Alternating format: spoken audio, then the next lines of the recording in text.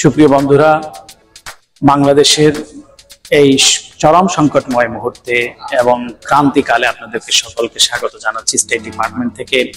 এবং যে নৃশংসতা, যে ভয়াবহতা, যে হত্যাযজ্ঞ চালাচ্ছে ক্ষমতাসীন শেখ হাসিনা সরকার এবং তার বাহিনী দ্বারা, সেটি সমগ্র বিশ্বকে নাড়া দিয়েছে। এবং আমরা প্রতিনিয়ত আমার রিপোর্টিং এর অংশ হিসেবে সেটি তুলে ধরার দৃষ্টি আকর্ষণ চেষ্টা করছি জাতিসংঘ এবং স্টেট ডিপার্টমেন্টে। আজকে যেটি জানতে চেয়েছি জাতিসংঘ মহাসচিবের মুখপাত্রের কাছে, যদিও মহাসচিবের মুখপাত্র শুরুতেই একটি দীর্ঘ বিবৃতি পাঠ করেছেন, একটি স্টেটমেন্ট দেওয়া হয়েছে জাতিসংঘ মহাসচিবের পক্ষ থেকে। সেখানে বলা হয়েছে সেক্রেটারি জেনারেল অ্যালার্মড, তিনি এই ঘটনার দ্বারা যে ভয়াবহতা এবং নৃশংসতার চিত্র তুলে ধরা হয়েছে, যেভাবে ছাত্রদের উপর নিপীড়ন নির্যাতন চালাচ্ছে, ইউএন মার্ক ভেহিকেল গুলি ব্যবহার করেছে, এইসব বিষয়ে তিনি আবার উল্লেখ করেছেন এবং সেক্রেটারি জেনারেল সতর্ক করেছেন এবং এটিও বলেছেন যে তাদের কাছে ক্রেডিবল রিপোর্ট রয়েছে, বিশ্বাসযোগ্য রিপোর্ট রয়েছে যে ধরনের নারকীয় এবং যে ধরনের ভয়াবহ নৃশংসতা চালানো হয়েছে ছাত্রদের উপর এবং এখনো চালানো হচ্ছে। তো এই বিষয়ে বিবৃতিটি আপনারা দেখতে পাবেন। এবং তার সঙ্গে সঙ্গে আমার প্রশ্ন ছিল, একই সঙ্গে ক্ষমতাসীন সরকারের একজন সে ব্যক্তি, সেও গিয়ে ক্ষতিপূরণ দাবি করে একটি প্রশ্ন সে পড়তে গিয়ে বিবৃতি পাঠ করা শুরু করেছে। যথারীতি জাতিসংঘ মহাসচিবের মুখপাত্র তার বিবৃতিটি শোনেননি এবং তাকে থামিয়ে দেওয়া হয়েছে। সুতরাং যেটি আমার প্রশ্ন ছিল সুনির্দিষ্ট তিনটি, সেটি হলো যে জাতিসংঘ মহাসচিব কি এই দৃশ্যগুলো কি অবলোকন করছেন, যেখানে ছাত্রদেরকে শুধু নির্যাতন করা হচ্ছে না, সেখানে দেখা মাত্র গুলির নির্দেশ যে শেখ হাসিনা দিয়েছে সেটা যে ক্যারি আউট করছে, যে সেটি যে চালাচ্ছে যে তার বাহিনী, এবং ছাত্রদেরকে নির্বিচারে চিরুনি অভিযানের মাধ্যমে গ্রেফতার করা হচ্ছে।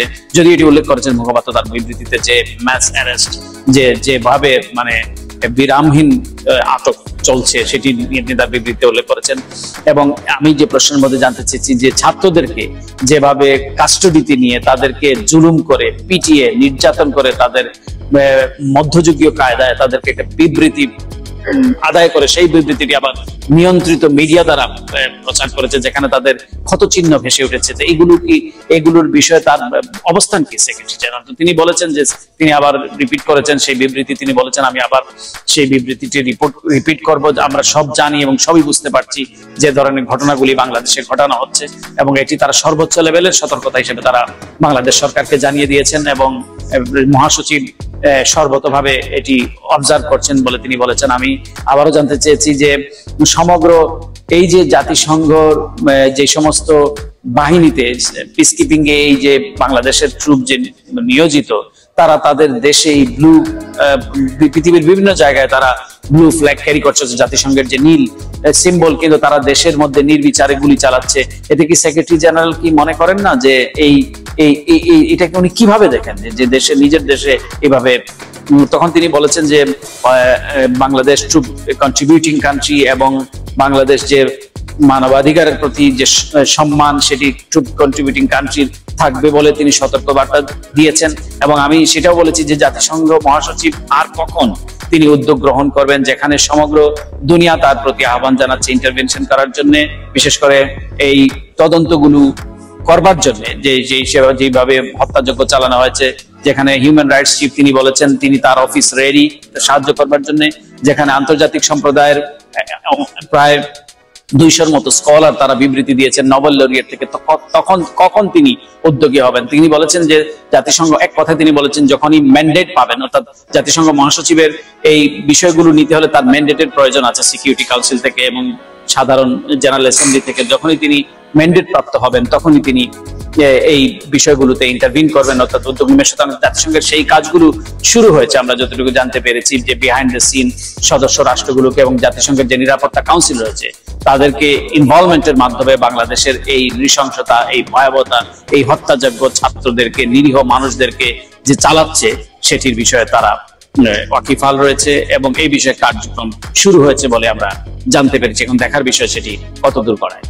জাতিসংঘের ব্রিফিং এর পরপরই স্টেট ডিপার্টমেন্টের ব্রিফিং এ অংশ নিয়ে আমার জানতে চাওয়া যে এই যে নৃশংসতা চালাচ্ছে ছাত্রদের উপরে, তাদেরকে তুলে নিয়ে গিয়ে ডিবি হেফাজতে রেখে নির্যাতন করে, তাদের মুচলেকা আদায় করে, তাদেরকে দিয়ে একটি বিবৃতি পাঠ করিয়ে আবার সরকার নিয়ন্ত্রিত মিডিয়াতে সেটা প্রচার করছে।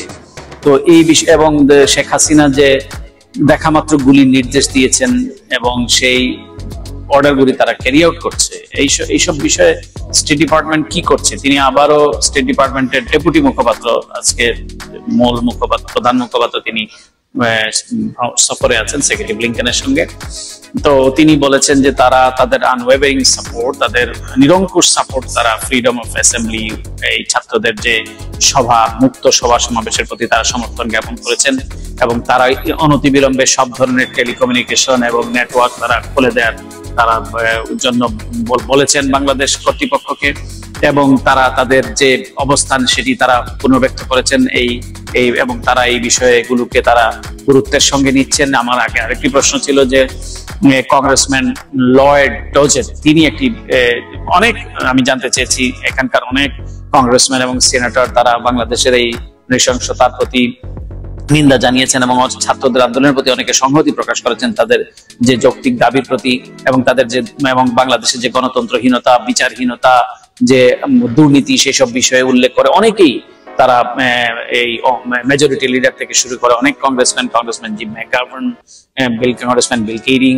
আলেকজান্দ্রিয়া ওকাসিও, আমি অনেকে দেখেছি। আমার জানবার ছিল যে এই যে কংগ্রেসম্যান একটি শক্ত তিনি টুইট করেছেন শেখ হাসিনাকে সন্ত্রাসী হিসেবে উল্লেখ করে। শেখ হাসিনা যেহেতু বলেছেন যে যারা এই আন্দোলন সংগ্রাম করছে তারা সন্ত্রাসী, তিনি বলেছেন যে তারা সন্ত্রাসী নয়, শেখ হাসিনা সন্ত্রাসী, এবং সন্ত্রাসী শেখ হাসিনার বিরুদ্ধে বাইডেন অ্যাডমিনিস্ট্রেশন শক্ত ব্যবস্থা নেওয়ার জন্য তিনি জোর দাবি জানিয়েছেন, বাইডেন অ্যাডমিনিস্ট্রেশনের প্রতি স্যাংশন আরোপ করার দাবি জানিয়েছেন। আমি সেটি দৃষ্টি আকর্ষণ করে স্টেট ডিপার্টমেন্টের উপপ্রধান মুখপাত্র বেদেন প্যাটেলের কাছে জানতে চেয়েছি যে তারা এটা কিভাবে রেসপন্স করছেন। তিনি বলেছেন যে তারা কংগ্রেসম্যান এবং সিনেটরদের প্রত্যেকটি আহ্বানকে তারা গুরুত্বের সঙ্গে তারা বিবেচনা করে, এবং তারা অনেক জিনিস তারা প্রায় পাবলিক করেন না, তারা প্রাইভেটলি সেটি করেন, এবং তারা এই প্রশ্নগুলির এবং এই দাবিগুলির প্রতি তারা তাদের সঙ্গে যোগাযোগ স্থাপন করছেন এবং তারা আলাপ আলোচনা করছেন। সুতরাং বাংলাদেশের এখন যে ভয়াবহতা, যে নৃশংসতা চলছে,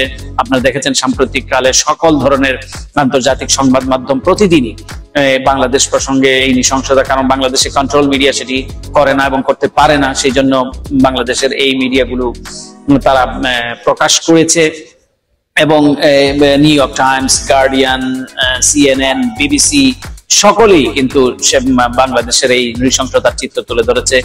বাংলাদেশে কেউই নিরাপদ নয়, বাবার কোলে শিশুটিও নিরাপদ নয়। আমরা দেখেছি যাত্রাবাড়িতে একটি শিশু 6 বছরের, বাবা গুলাগুলির শব্দ শুনে তার ছেলেটিকে তুলে নিয়েছিল, কিন্তু কোলের মধ্যে এই শেখ হাসিনা বাহিনীর দ্বারা গুলিবিদ্ধ হয়ে সে নিহত হয়েছে। এরকম অসংখ্য শিশু, প্রায় 9 জনের নাম আমরা জানতে পেরেছি, আহাদ, সামিরা, তাহমিদ, অনেকে যারা শিশু বাচ্চা তারা ঘটনার শিকার, এবং তাদের বাড়িতে ঢুকে তাদেরকে গুলি করা হয়েছে।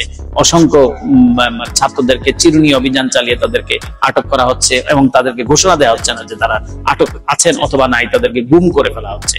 সুতরাং যে ভয়াবহতা শেখ হাসিনা চালাচ্ছে, কিন্তু এই ভয়াবহতা করে পৃথিবীর কোন স্বৈরাচার টিকেছে বলে আমার অন্তত জানা নাই, ইতিহাস তা বলে না। সুতরাং শেখ হাসিনা এই ভয়াবহতা তৈরি করে, নৃশংসতা তৈরি করে, যদি মনে করে যে কেউ এসে তাকে রক্ষা করে ফেলবে এবং তার এই ভয়াবহতার চিত্র আরো বিস্তৃত করবেন, সেটি এই বাংলাদেশে অন্তত সম্ভব নয়। যেই বাংলাদেশের ছাত্ররা রুখে দাঁড়িয়েছে, মৃত্যু ভয়কে উপেক্ষা করে, এবং তারা সব ধরনের ভীতিকে তারা বড় আঙ্গুল দেখে, বৃদ্ধা আঙ্গুল দেখে তারা তাদের অভিষ্ট লক্ষ্যে পৌঁছার জন্য এগিয়ে যাচ্ছে, এবং সেই সঙ্গে তাদের প্রিয় শিক্ষকরা অনেকে সম্পৃক্ত হয়েছেন, তাদের বাবা মারা, গার্জিয়ানরা। সুতরাং নিশ্চয়ই এই আন্দোলন, তাদের এই যাত্রা বিফল হবার নয়। এই পর্যন্তই। আবার ইংলিশে আবার একটি শো করব, এটি আমি এবং আমার আরেক কালিগ তাকে সহ, সুতরাং সেটি দেখার জন্য আপনাদের আমন্ত্রণ রইল। ধন্যবাদ।